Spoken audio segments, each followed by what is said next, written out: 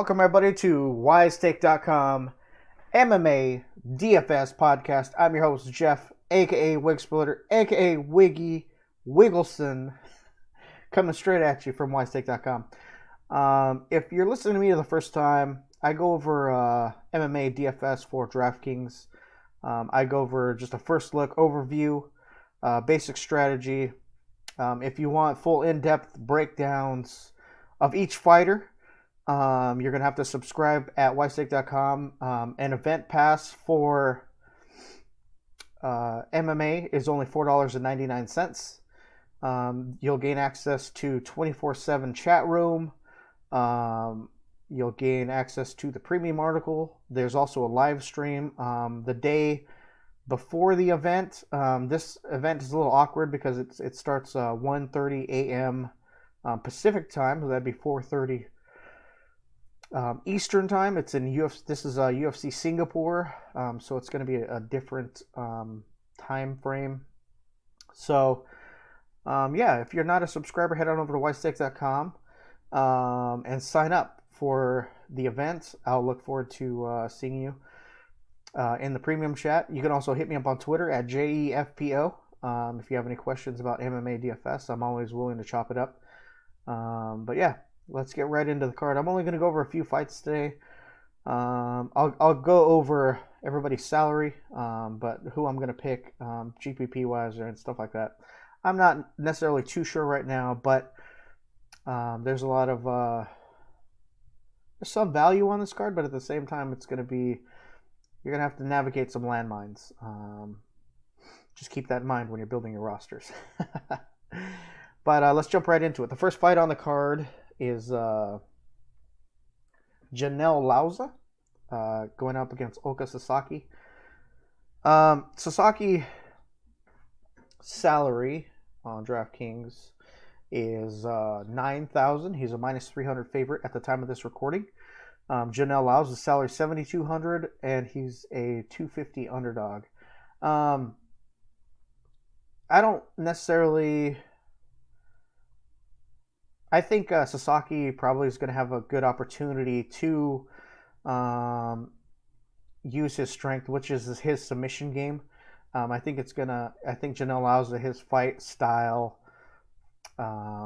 is going to play right into the hands of Sasaki, and I think Sasaki is probably going to submit him probably in the late first round, possibly even second round. But I think Sasaki is probably going to beat him fairly easily-handedly. I don't think I said that correctly. But they do have 4-ounce gloves, and this is a cage, and anything could happen. So you never know what's actually going to happen until it actually happens. We can only make the best educated guess, but I think Sasaki is definitely a GPP and cash viable play. Janelle Olasa, if you want to play a boom or bust opportunity, but I don't see that as a viable play. I'm probably going to fade Olasa. But I mean, you never know. I mean, it's still early, so I haven't made any rosters yet. I have a couple of entries that I have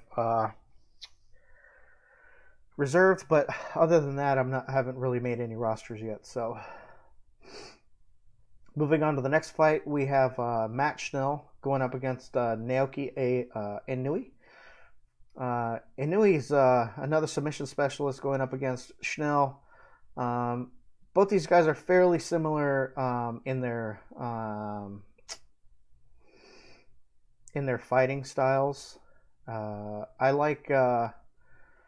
think Inoue is probably going to have the advantage on the ground, and I think Snell's probably going to want to try to keep it standing.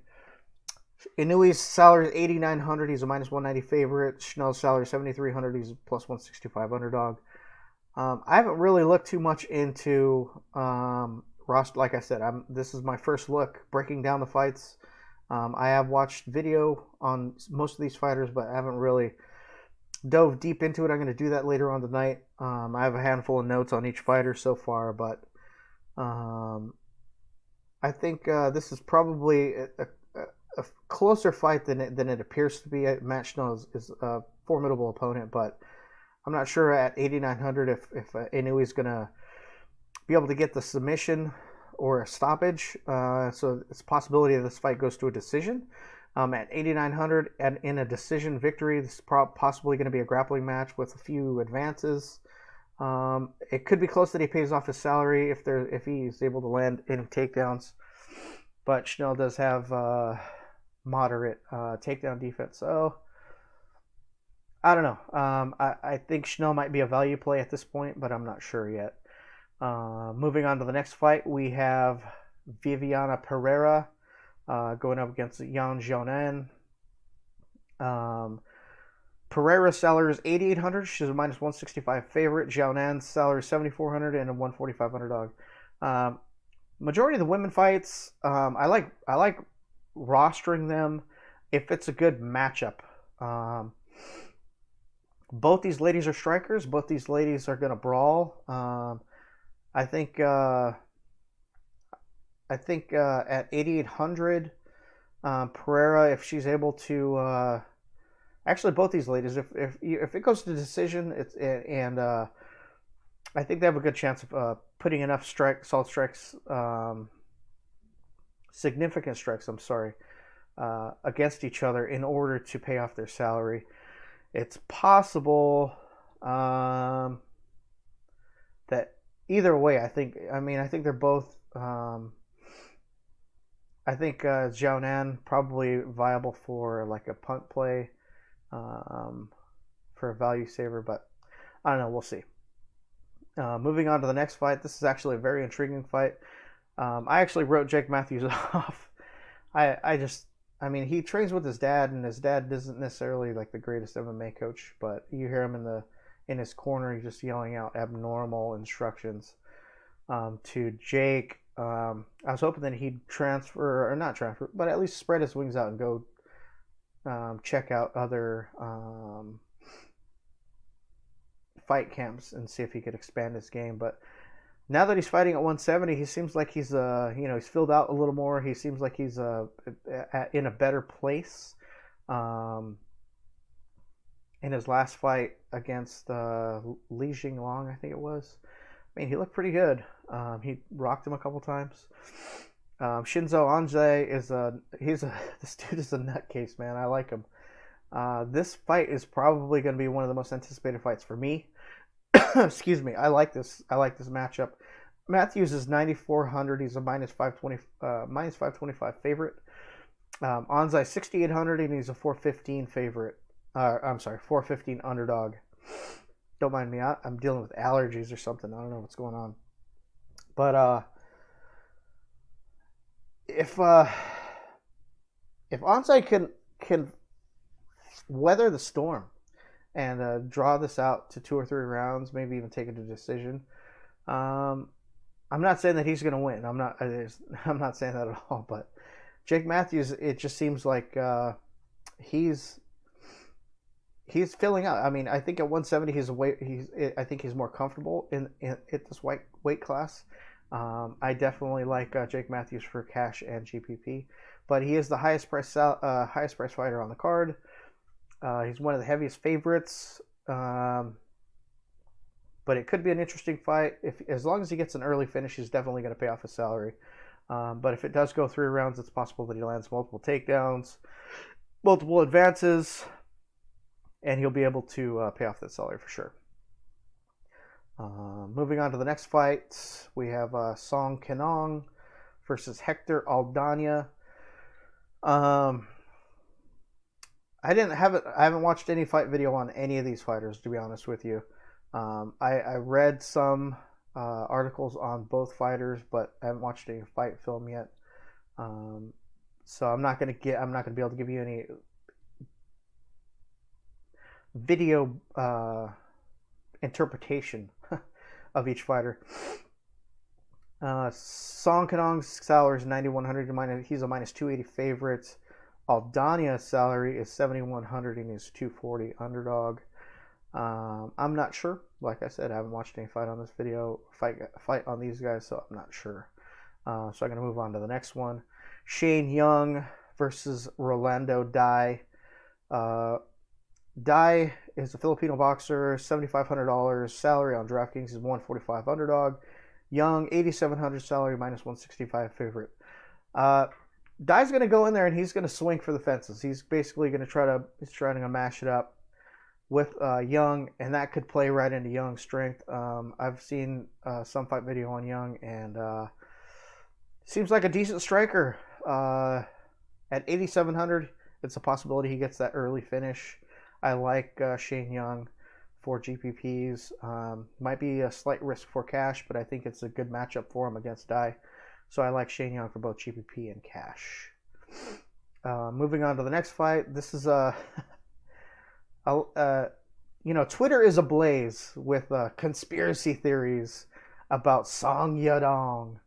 Every time I hear this guy's name, I think of that Usher song, dong, dong, dong, dong, dong. But whole nother story. He's going up against Felipe Aroundus. Aroundus is a BJJ guy. He's a grappling guy. Yadong, in the video I've seen so far, he seems like a decent striker. Aroundus seems like he's a decent grappler. The thing is I can't remember if it was Newsom. I think Newsom had mentioned it that Aroundus has not taken anybody down or landed a takedown in 4 years. Don't quote me on that, but I remember hearing somebody say that Felipe Aroundus hasn't landed a takedown in 4 years. Which, yeah, I mean, it's intriguing. Like, man, that's a long time.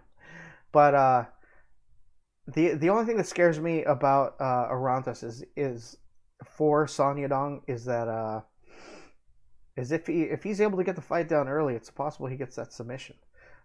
If the fight stays standing, it definitely bodes well for Song Yadong. Aroundus' salary is 8,300. He's a minus 120 favorite. As at the time of this recording, Song Yadong's salary is 7,900, and he's a plus 100 underdog. Yeah, I mean, this is one of those GPP plays where you have to sort of consider both sides, and you have to really take into context the style, right? So if the fight goes to the floor, Aroundus definitely has the advantage, submission-wise. Stays on the feet. Not necessarily an even battle. I think Yadong definitely has an advantage there. So it's one of those fights where you might want to have to hedge each fighter. Maybe build a lineup around each one. Start with Aroundus on one, and then Yadong on the other, and then build around there. See what kind of salary you have. They're moderately priced, so it does give you a little bit of flexibility, and they both have upside, right? So if Aroundus has a submission upside, Yadong has the striking KO, TKO stoppage upside. So when you're building your roster, that's one thing you want to look at. You want to sort of avoid the if you feel the fight's going to go to a decision, that's not something you want unless it's something where it's a 5-round fight and there's both fighters are high volume strikers with minimal power. That's when you want to consider a decision victory when it comes to daily fantasy sports. So DFS, that's one of the things you want to concentrate on is stoppages, whether it be by submission or knockout or whatever. So as long as the fight gets stopped and it's not a DQ of some sort, then that's when you're going to benefit when it comes to those round bonuses, the point bonuses for your scoring. So keep that in mind. Let's move on to the next fight. Teruto Ishihara versus Peter Yan. This is another one, man. I think it's going to be a barn burner. Ishihara his salary is 6,900. He's a 380 underdog. Peter Yan's salary is 9,300. He's a minus 475 favorite. I think this one's going to end early. Peter Yan is the second highest salary on the slate. He's the second highest favorite at minus 475. Ishihara is one of those guys. He's going to go in there, slang and bang. He's there for the hose, man. He's out there. He's probably partying it up right now. I mean, he's been known to party it up. So but he has been a little more focused since he's gone and joined Team Alpha Male. But at the same time, he has shown those mind lapses in his fights. But I do like Peter Yan to win this fight. I definitely think he's going to be cash and GPP viable. But at the same time, when it comes to cash, you can get away with losses. But at 9,300, if you have a feeling he's not going to win, or if he's going to get a very low scoring decision, I would personally, if you felt that way, I would avoid it. Remember, your gut is probably one of the best judges when it comes to your roster builds. Don't second guess your gut. If your gut tells you don't do it, then find another avenue. Moving on to the first fight on the main card, it's Li Jinglong versus Daiichi Averii. This is I love this fight. This is another fight that I'm looking forward to. Is Li Jinglong? He's a monster, and Abe, I have a feeling he's in. I personally feel he's in the same way when it comes to DFS. These guys are DFS gold because they're going to go in there and they're just going to swing, and they're just going to. I mean, they're going to hammer each other out. Li Jinglong has uncanny recovery from his from getting knocked out or clipped. I thought he was knocked out in his last fight, and he was able to recover, and I was just like, wow, that's crazy. But Li Jinglong's salary is 9,200. He's a minus 340 favorite. Abe's salary is 7,000, and he's a 280 underdog. Like if you wanted to use Abe as a cash value savings, I think that's viable. Li Jinglong, you have to worry about. It's funny because I used to call him Jingling. Jingling. It's an old Blue Streak reference. Was it Blue Streak? Yeah, I think it was Blue Streak. But yeah, 9,200. He's gonna have to get a stoppage, or he's gonna have to have a huge amount of strikes. If it goes to decision, it's gonna be close for him to pay that salary off. So that's one thing you have to be weary of at 9,200. All right, moving on to the next fight, we have Jessica Rose Clark going up against Jessica I. Rose Clark's salary is 8,500. She's a minus 130 favorite. I's salary is 7,700 and 110 underdog. Honestly, I like I. I think I might pull this victory off. At 7,700, it gives you value. With the decision upside, both these fighters are probably going to strike a decent amount. You never know what kind of fight plan they're going to come in with. If it comes into a grappling session, it could be a low-scoring battle, and at 8,500 for Rose Clark, she's not going to pay the salary off. But even at I's salary at 7,700, if it turns into like a semi grappling battle, low scoring, low output at 7,700, it's going to be hard for her to pay her salary off. But if you're trying to build a middle of the road cash lineup, I think both these ladies are viable because in cash you can get away with a loss. So you can take that into context when you're building your cash lineups. Roughly, cash lineups usually around 420 to 500 point payout line. So if you're doing 50-50s and double ups, you really only have to have 3 solid performances, and then you have to have the other ones do moderate. As long as they don't get zeros, that's the only time you have to worry. But a couple of my cash lines, I had 2 zeros in the past few weeks, and I still have cash, so in the cash line.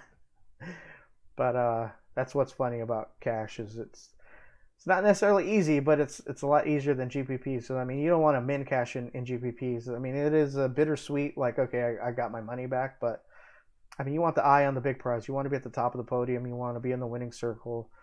You know, that's what everybody is striving for, and that's what I hope to bring all the subscribers over at Wise Take Nation in the next coming weeks and months and years. But moving on to the next fight is another intriguing fight. We have Ovince SaintPreux going up against Tyson Pedro. SaintPreux's salary is 8,000, going up against Pedro 8,200. His salary. Pedro is minus 125 favorites. SaintPreux salary is 8,000, and he's a 105 underdog. It's basically close to being a pick'em, but I think Ovince SaintPreux is turning into the modern the modern 205er Czech Congo. Like, you sort of never know what you're going to get from him. I mean, you could get that crazy KO or that Von Flue choke or whatever. But, I mean, it's just sort of like coin toss. Like, which Ovince SaintPreux is going to show up? I think Ovince SaintPreux is one of those guys where if the guy is not as good as him, then he has an advantage. If the guy is better than him, then SaintPreux has the disadvantage. He's lost to some fairly big names. He's been in the cage with some fairly big names, and he's lost. But he's looked well against average to middle of the road opponents. But I think Tyson Pedro is on another level. He's building his career, and he's very dangerous when it comes to standing and submission. So I think it's one of those things where if SaintPreux doesn't gas, which he normally does, it's gonna be a hairy fight. This is definitely GPP play. I think both these guys have the opportunity to score high. Both these guys have finishing ability, both knockout and submission. And I think it's another one of those things where you might have to roster both. Build your lineup. So if you build, just like how I mentioned earlier, you might want to build a line with each of them and then work your way around it. So I think it's a high probability that both these fighters are going to score. I don't think this fight is going to go fairly long. I think it's going to get finished either in the first or second round, and either fighter can do it. Now moving on to the main event. Donald Cowboy Cerrone going up against Leon Edwards. This is almost, it's bittersweet, man. I'm a huge Donald Cerrone fan. Always been a Donald Cerrone fan. He's the last tap out sponsored fighters to come up and just work his way into the limelight, and he's stayed on the big stage for a long time. Those tap out guys, that show. I think that's what Dana, modeled his, the Tough series and the Dana White looking for a fight type thing. I think he modeled it after that, after what Tap Out was doing long time ago. But on to the fight. I think Leon Edwards, his salary is 8,600. He's a minus 210 favorite. Cerrone salary 7,600. He's a 175 underdog. If Leon Edwards follows the Darren Till game plan that he figured out and that everybody has used against Cerrone, which is come forward and pressure Donald Cerrone, then Cerrone's going to have a very rough night. If Edwards backs off and he does not pressure Donald Cerrone, then Leon Edwards is going to have a rough night. But I don't think that's going to happen. I think this is going to be one of those passing of the torch type moments where Edwards comes in and shows his mettle, and he's going to work. He's going to put in some work, and I think it's going to be a tough fight. I'm not saying Edwards is going to run over him by any chance, but if he comes in with the correct game plan, I think he has a very good path to victory. But Cerrone is a dangerous fighter. He's strong on the feet, very good strong kicks. If it goes to the ground, he has slick submission skills, so you have upside there. Definitely GPP plays for both players. Like I said, you can get away with losses in cash games, so you can definitely roster Edwards or Cerrone since this is a 5-round fight. But yeah, that's who I like so far. I like Edwards as a GPP play and cash play. Cerrone definitely a GPP play. And if you feel that he's going to come out victorious, you can throw him in your cash lineup as well. But I'm leaning more Edwards in this fight. I'd like to thank you guys for taking the time out and listening to me talk about MMA and DFS for DraftKings for vsoka.com. I'm always on Twitter, joking around, posting jokes or retweeting stuff that I think that's hilarious about MMA. But thank you guys for your time. If you're not already a subscriber, make sure you hit that subscribe button. Make sure you hit the like button. Leave comments down below if you think that I can do anything better. Keep in mind this is a first look video. I'm not going in depth. That's something I do for the subscribers over at vsoka.com. I write a full fight by fight breakdown of each fighter, who I think is going to win the fight, which I think is definitely a GPP or cash play. And then we also have a 24/7 chat available. You can hit me up on Twitter. Remember, MMA events are only $4.99 over at vsoka.com. If you're into Major League Baseball, NASCAR, PGA, we have all that as well. NBA's coming up. NFL's right around the corner. We have all sports packages. We have monthly, quarterly, we have yearly. You can buy a year subscription. That's your best value.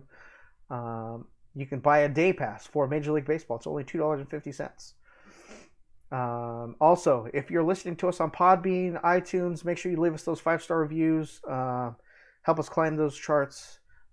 If you're listening to us, whatever, like it, share it, get the word out. Wise Take is the Wise Take Nation is growing. The Wise Take's on fire, man. We're putting out some awesome content, and we appreciate you taking the time out of your day to listen to us talk about the sports that we love and care about, and we're here to help you make money.